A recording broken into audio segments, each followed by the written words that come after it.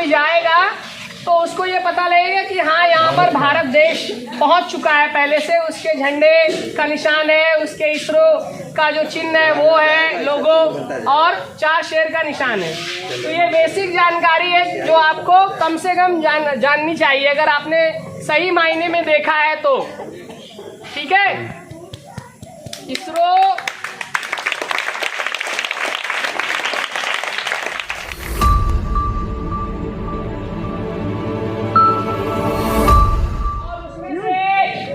फिसलन पट्टी जैसे होती है ना, फिसलन पट्टी की तरह एक प्लेट निकली और चंद्रमा की जो सतह है उस पर टच हो गई।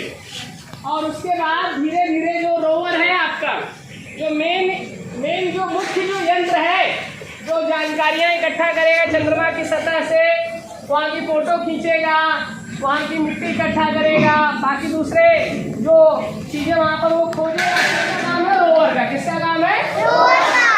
रोवर वहाँ से बाहर निकला और रोवर जो है वो वहाँ की तस्वीरें लेगा, लेजर उससे चंद्रमा की सतह के अंदर लेजर भेज करके पता लगाएगा इसके अंदर कौन से खनिज मिल सकते हैं, कौन से ईंधन मिल सकते हैं, पानी मिल सकता है कि नहीं, ये सारी जानकारियां वो इकट्ठा करेगा।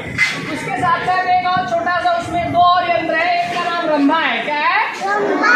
वो एक यंत्र है, वो रोवर नहीं है, वो लैंडर के अंदर ही है, बक्से के अंदर। बक्से के अंदर 2 चीजें, एक रोवर है और 2 अलग से यंत्र है। तो जो 2 यंत्र है वो दूसरी जानकारियां इकट्ठा करेंगे। तो आपको बेसिकली जो याद रखना है वो लैंडर का नाम क्या है? लैंडर का नाम था एक, चंद्रमा पर जो लैंडर हमारा भेजेगा उसका नाम है, क्या नाम है लैंडर का? विक्रम। क्या नाम है? विक्रम। उस लैंडर का नाम क्या है? हाँ, तो विक्रम नाम इसलिए रखा गया क्योंकि विक्रम साराभाई नाम के भारत के बहुत ही बड़े अंतरिक्ष वैज्ञानिक थे। विक्रम साराभाई, उनका क्या नाम था? तो उन्हीं को सम्मान स्वरूप उस लैंडर का नाम क्या रखा गया है? विक्रम। और उस लैंडर जो बक्सा था बड़ा सा, उसके अंदर जो रोवर है वो, उस रोवर का नाम क्या है? नाम है, क्या नाम है? प्रज्ञान। क्या नाम है? रोवर। इसके पहिए में एक विशेष तरह की क्या लगी हुई है? इंक लगी हुई है, स्याही लगी हुई है। क्या लगी हुई है? इंक या स्याही। जैसे ही वो चंद्रमा की सतह पर उतरा होगा और जैसे जैसे उसके पहिए जितनी दूर आगे बढ़ेंगे वो अपने से बढ़ जाएंगे? नहीं। यहाँ पर जो इसरो स्पेस स्टेशन है, यहाँ के जो वैज्ञानिक है उसको रिमोट पद्धति से, रिमोट प्रणाली से उसको नियंत्रित करते हैं सुपर कंप्यूटर की मदद से। और जितनी दूर जितनी स्पीड से उसको चलाएंगे उतनी दूर उतनी स्पीड से वो धीरे धीरे आगे बढ़ेगा।